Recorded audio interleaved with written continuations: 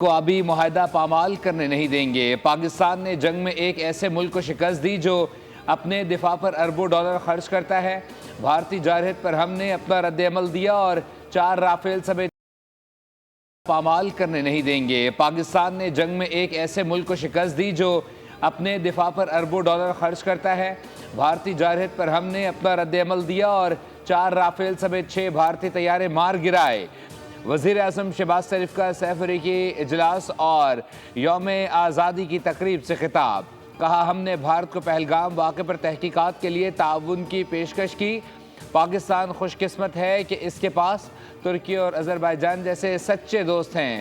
نظری صدر الہام علیوف نے کہا ترکیہ، پاکستان، آذربائیجان مشترکہ اہداف کے حصول کے لیے مل کر آگے بڑھ رہے ہیں۔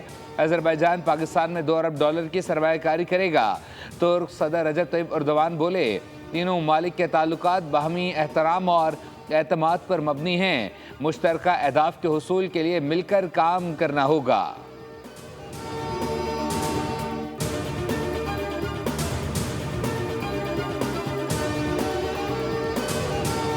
ترکیہ، پاکستان اور آذربائیجان 3 ملک ایک قوم ہیں۔ ترک اور آذری صدور کا ایک بار پھر پاکستان کی حمایت کا اعادہ۔ آذربائیجان کی یوم آزادی کی تقریب میں وزیر اعظم شہباز شریف، ترک صدر طیب ایردوان اور آذربائیجان کے صدر الہام علیوف شریک ہوئے۔ فیلڈ مارشل عاصم منیر بھی موجود تھے۔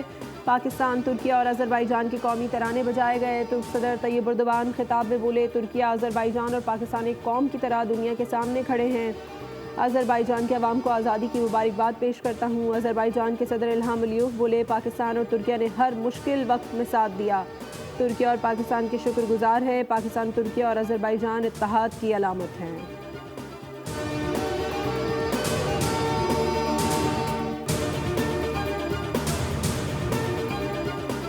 فیلڈ مارشل عاصم منیر کی آذربائیجان کے وزیر دفاع سے ملاقات۔ باہمی دلچسپی کے امور، علاقائی سیکورٹی صورتحال پر تبادلہ خیال۔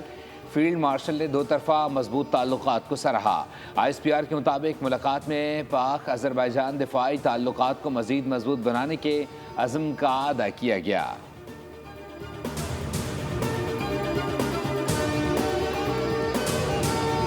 مودی کی پانی کو ہتھیار بنانے کی دھمکی عالمی اصولوں کے خلاف ہے۔ مودی نے ایک بار پھر اشتعال انگیز بیانیہ اپنایا۔ ترجمان دفتر خارجہ کا بھارتی وزیر اعظم کے بیان پر رد عمل۔ کہا بھارت میں مذہبی اقلیتوں پر مظالم اور نفرت انگیزی کو حکومتی سرپرستی حاصل ہے۔ پاکستان نے بھارت کو ذمہ دار ریاست کے اصولوں کی طرف لوٹنے کا مشورہ دیتے ہوئے کہا ہے کہ بھارت زبان و عمل میں ذمہ داری اور عالمی معاہدوں کا احترام کرے۔ بھارتی نوجوان نفرت کی سیاست نہیں، وقار، دانش اور تعاون پر مبنی مستقبل کو اپنائیں۔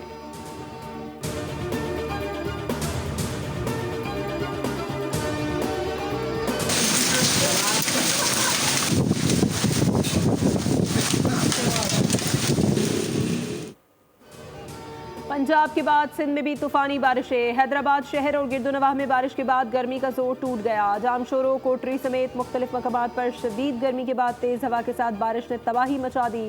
بجلی کے پول، درخت، دیوار اور ٹین کی چادریں گر گئی۔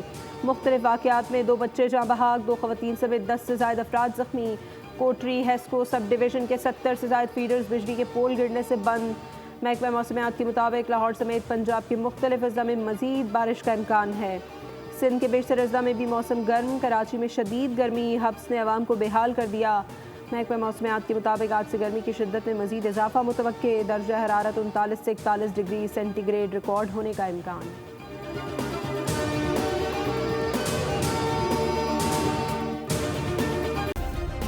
سبسکرائب کریں اور بیل دبائیں تاکہ کوئی خبر رہ نہ جائے۔